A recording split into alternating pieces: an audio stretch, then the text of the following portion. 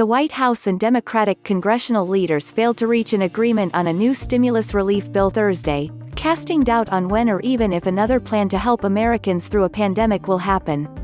The two sides met for 3 hours on Thursday night but failed to inch closer to an agreement to help Americans who have been through 5 months of a pandemic brought on by the COVID-19 virus. "We're still a considerable amount apart," White House Chief of Staff Mark Meadows said regarding his Thursday night meeting with House Speaker Nancy Pelosi, D. California, Senate Minority Leader Chuck Schumer, D. New York and Treasury Secretary Steven Mnuchin.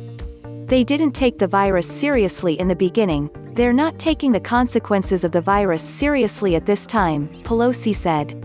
"And that's why it's hard to come to terms." According to the Washington Post, President Donald Trump called into the meeting several times. The Thursday meeting marked the 9th time that Meadows, Mnuchin, Pelosi and Schumer have met in the past 11 days. What has been passed already? With the failure to reach common ground on issues such as federal unemployment benefits and aid to state and local governments, it is unclear what the next steps may be. The proposed package would come on top of trillions of dollars in legislation that has already been passed in an attempt to keep the U.S. economy afloat as the pandemic continues.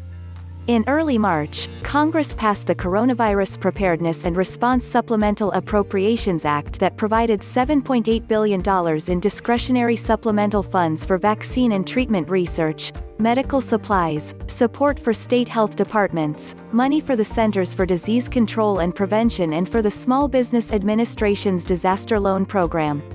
At the end of March, Congress passed the Coronavirus Aid, Relief, and Economic Security (CARES Act). The CARES Act funded several programs, among them money to hospitals and health care providers and a new Paycheck Protection Program aimed at helping businesses stay open and pay employees.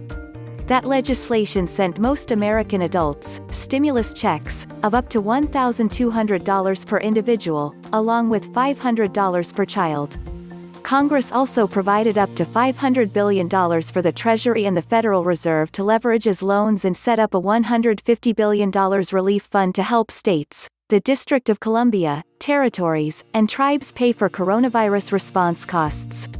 On April 24, President Donald Trump signed the Paycheck Protection Program and Health Care Enhancement Act. The law added $310 billion in lending authority and $321.3 billion in appropriations for the Paycheck Protection Program established in the CARES Act.